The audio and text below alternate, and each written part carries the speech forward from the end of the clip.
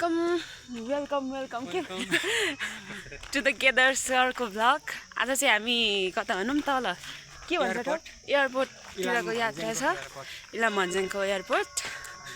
अनि आज घुम्न गइरहेछौँ। हाम्रो बाबा केदार सर हुनुहुन्छ। फाइनली म पनि अब केदार सरको भ्लगमा आउने भएँ।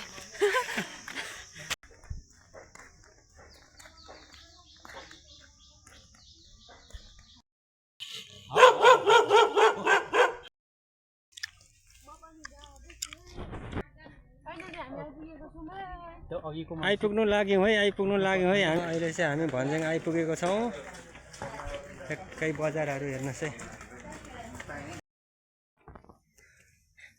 मकैबारी हेर्नुहोस् है। कार्तिक मङ्सिरमा पनि यस्तो छ हौ मकै। कस्तो रमाइलो देखिएको साङ्रुम्बा यो पारीको चाहिँ यस्तो ठाउँतिर चाहिँ बस्न पाउँदा माङहिम फागुनन्दा शिवालय मन्दिर।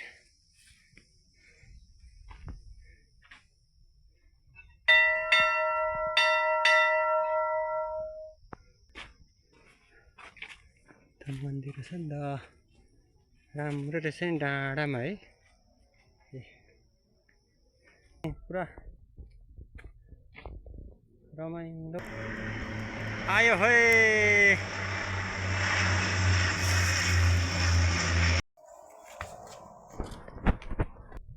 बहिनी यता हेर्नु त। High high. हेलो हजुर, कति दामी ठाउँ नि। यता चाहिँ पूजा गर्ने ठाउँ रहेछ है। हेर्नुहोस् है,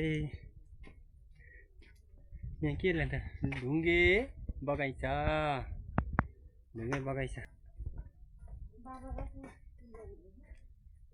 ल। यहाँ पनि एकदम दामी ठाउँ रहेछ है।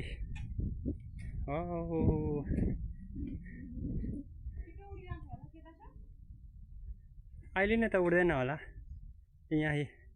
वा गुफा पो रहेछ क्या रे, सिंहदेवी मन्दिर। ल यता चाहिँ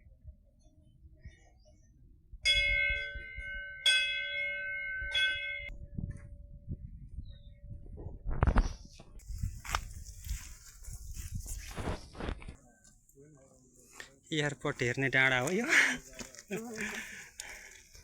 हेर्नुहोस् है इलामको एयरपोर्ट।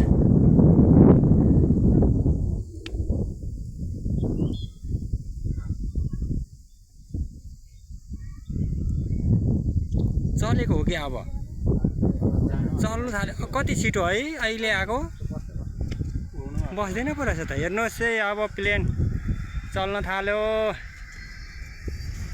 ढुङ्गामा बसेर हेरिरहेको छौँ। लामो हुनुपर्छ, 750 मिटर हो। 750 मिटर चल्यो है। अब कुद्यो है।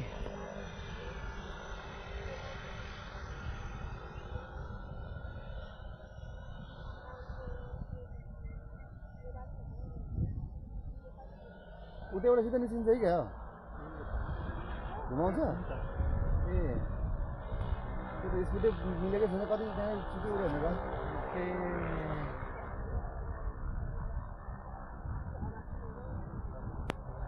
पर गएर घुम्दा त्यतिकै गर्नु त गाह्रो भइहाल्यो नि, फेरि रोक्नु सक्दैन।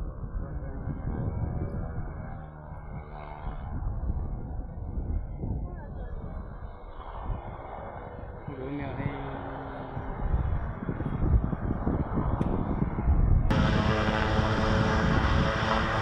गयो है, आयो है।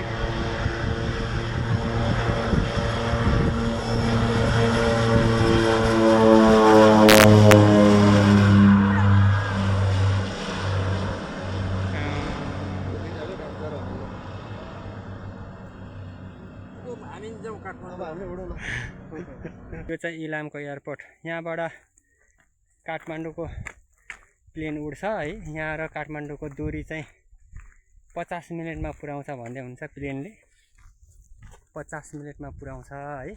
अनि भाडा चाहिँ भन्नुपर्दाखेरि 7200मा यहाँदेखि टिकट गरेर जान सक्नुहुन्छ। शनिबारको दिन सबै एयरपोर्ट हामी घुमेर आएको है। अब फर्किँदैछौँ। एकछिन शीतलमा बसेको नि। कस्तो टाँकी फुलेको है। अटोमा जानु लागेको है इलाम भन्ज्याङबाट चढौँ ल। खोलिदिनु न बाबालाई कि आज शनिबार चाहिँ बन्द हो गाडी? हजुर गाडी बन्द भन्दा नि अब हटिया नै बन्द भइसकेपछि हजुर मान्छे नै भेट। हामी चाहिँ आइपुग्यौँ है।